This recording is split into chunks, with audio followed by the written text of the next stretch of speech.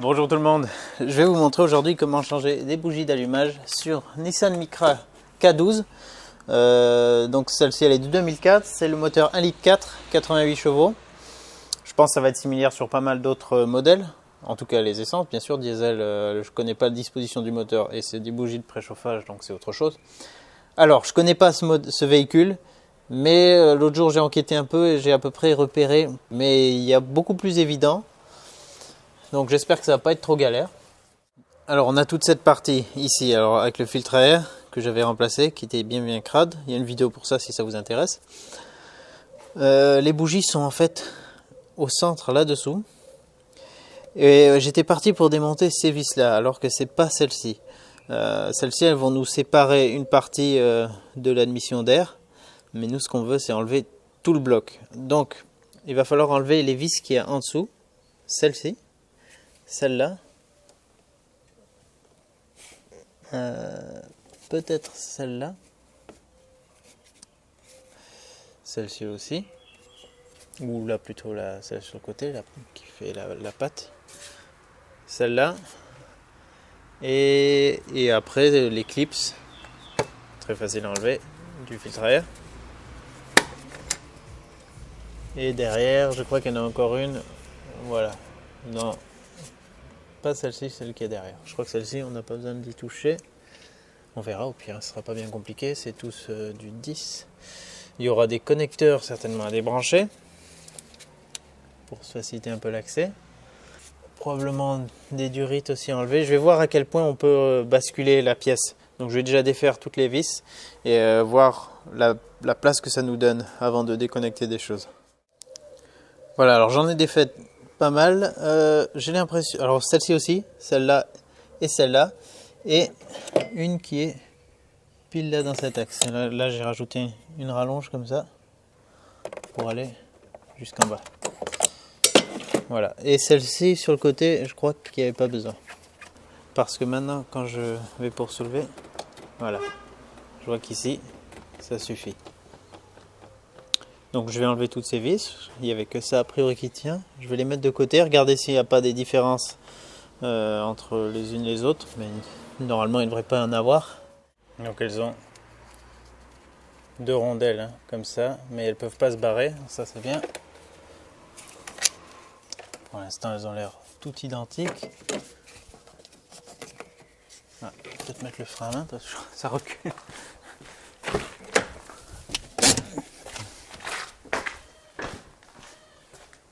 Celle qu'il y a derrière, faut la prendre, on n'est pas obligé de la sortir par là, on peut la sortir par derrière.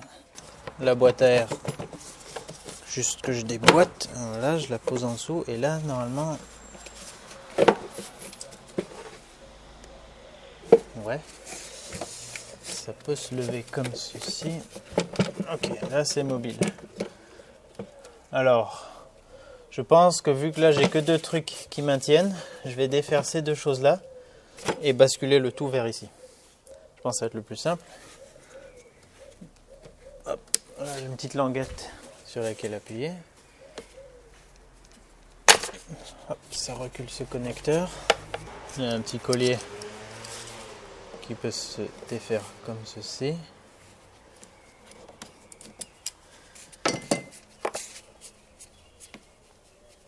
Voilà.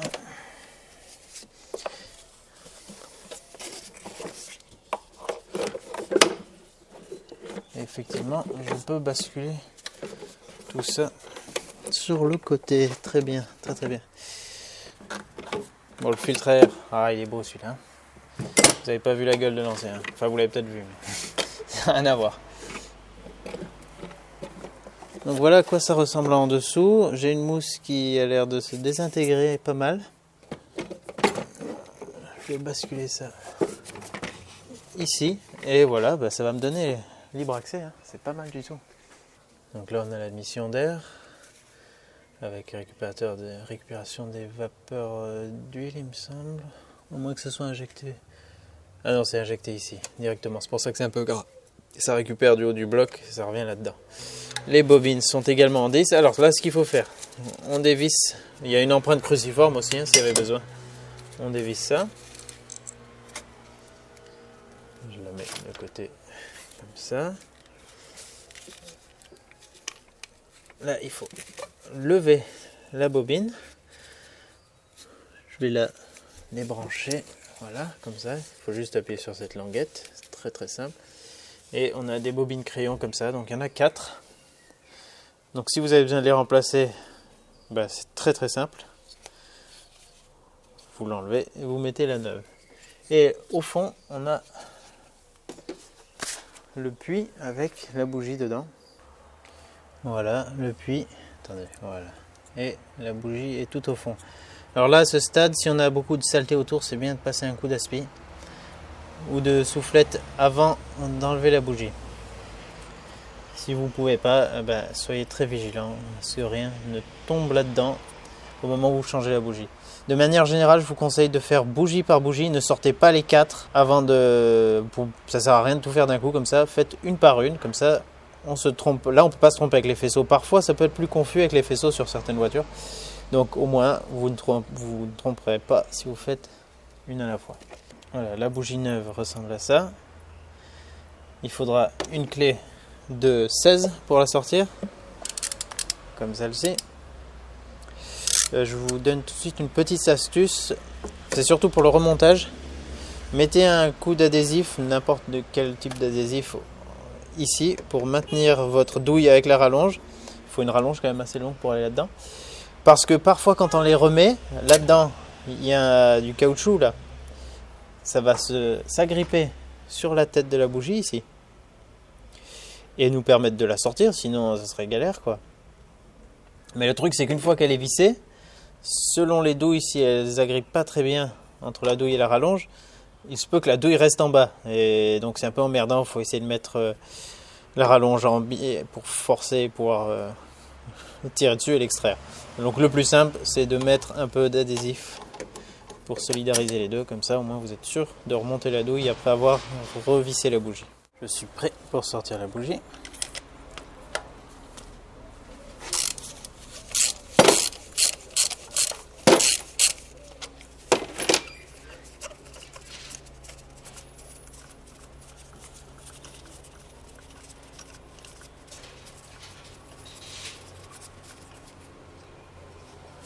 Et là voilà.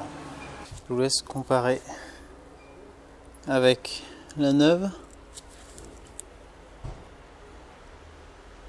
Sont probablement des bougies d'origine. Pour la remettre, il n'y a plus qu'à l'emboîter dans la clé. Hop, ça tient. On revisse toujours à la main. On fait gaffe à pas taper l'électrode pour pas changer l'écart. Donc on la redescend tout doucement dans le puits.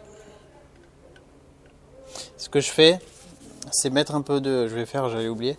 Mettre un peu de graisse cuivrée sur le filetage. C'est encore plus valable pour les bougies de préchauffage qui grippent beaucoup plus que les bougies d'allumage sur les moteurs essence. Mais j'en mets un peu quand même. Voilà. Pas besoin d'en mettre beaucoup, ça va se répartir en vissant. Et ça va se visser proprement tout en fluidité. Et ça ne sera pas grippé. Bien que ce soit rare que les bougies essence se grippent. Donc les bougies d'allumage. Et toujours on visse à la main, tout doucement. Faut surtout pas les mettre de travers, foirer le filetage. On y va à fond à la main.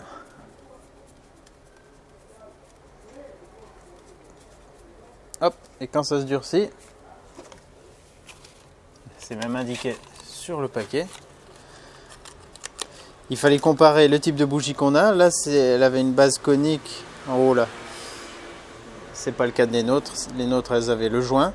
Donc là, ils disent une fois qu'on arrive à fond à la main, on fait un serrage à la clé d'un demi, voire 2/3 de tour.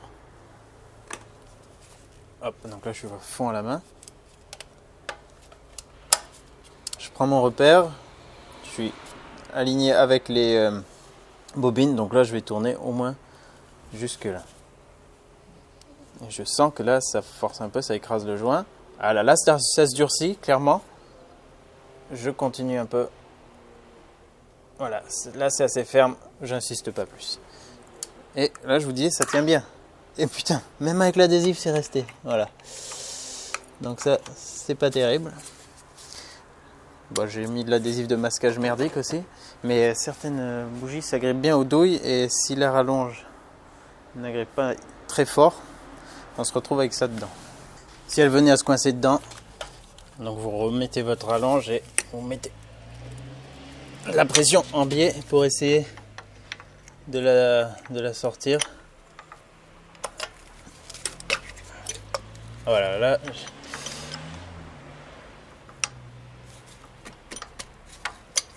Ah là là. Petite galère à la con, mais voilà, ça vient. Ouais, bon, j'ai mis ça à l'arrache. Faites-le bien, comme ça évitera ça. Donc là, c'est bon, il n'y a plus qu'à reproduire ça pour chaque bougie, donc chaque cylindre.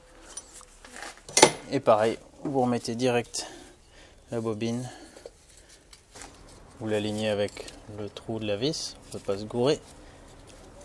Vous le rebranchez. Voilà. Et vous remettez la vis.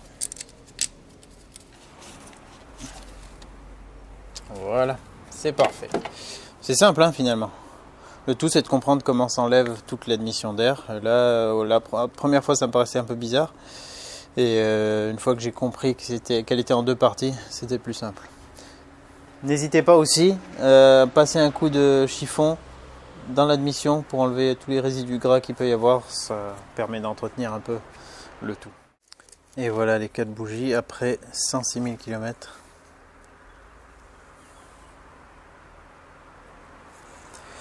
Le moteur tournait encore bien, donc elles n'étaient pas hors d'usage, mais ça fera certainement pas de mal de les remplacer.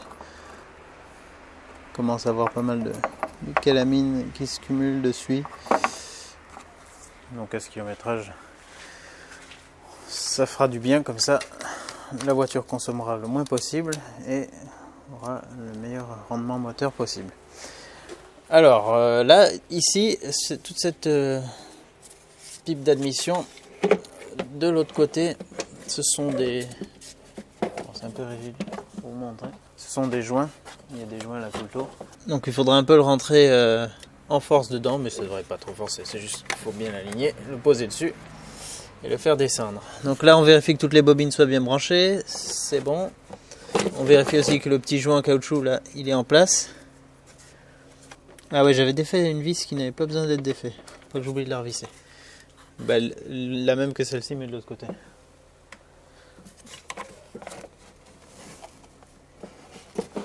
Voilà.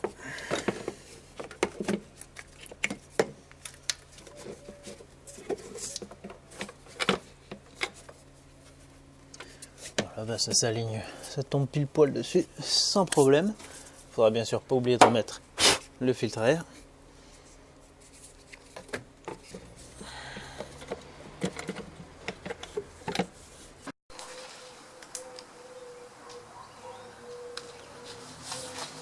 On remet la durite.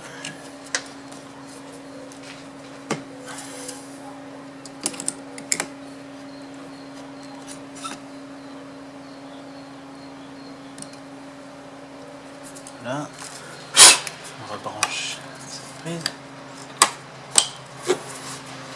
Et il n'y a plus qu'à remettre toutes les vis. Ne serrez pas exagérément ces vis, hein, parce que le filetage qui est dans le bloc en alu peut vite se bouffer, hein, donc ça sert à rien de trop en faire. Il faut juste que le tout soit bien plaqué, bien maintenu. Et après, dès que j'ai tout revissé, on va la démarrer. S'assurer qu'elle tourne bien. Allez, on va la démarrer, j'ai mis le booster parce qu'il n'y a plus de batterie. On va voir comment ça tourne.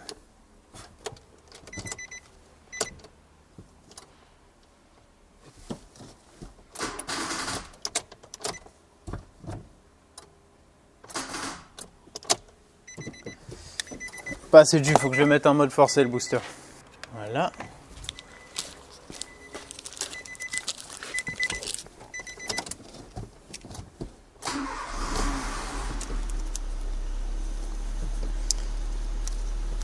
Nickel.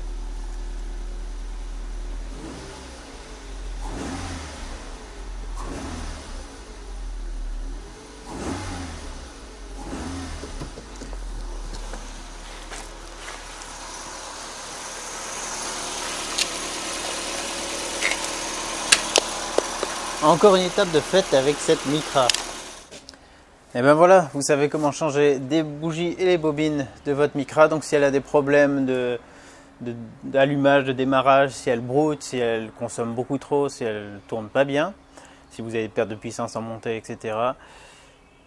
Voir le voyant moteur allumé, il y a de grandes chances que ce soit les bobines. Et comme il faut les enlever pour accéder aux bougies, c'est le même travail. Et c'est vraiment à la portée de n'importe qui. Surtout c'est en faisant qu'on fait, donc n'hésitez pas à mettre les mains sous le capot. Il y a beaucoup de choses simples qu'on peut faire comme ça. C'était une découverte pour moi, donc c'est pas comme si j'avais énormément d'expérience. Donc vraiment à la portée de tous, ça vous fera une petite économie et c'est toujours intéressant de savoir exactement ce qu'on fait sur sa voiture et comment ça fonctionne. Pour moi c'est une étape aussi parce que ça fait partie de tout un projet de remise en état de cette voiture. Donc voilà, encore un truc de plus. Après j'ai encore la vidange à faire, les freins et elle sera prête pour passer le contrôle technique. Je vous dis à la prochaine dans une autre vidéo. Bonne mécanique, bon changement de bougie et à très bientôt. Au revoir.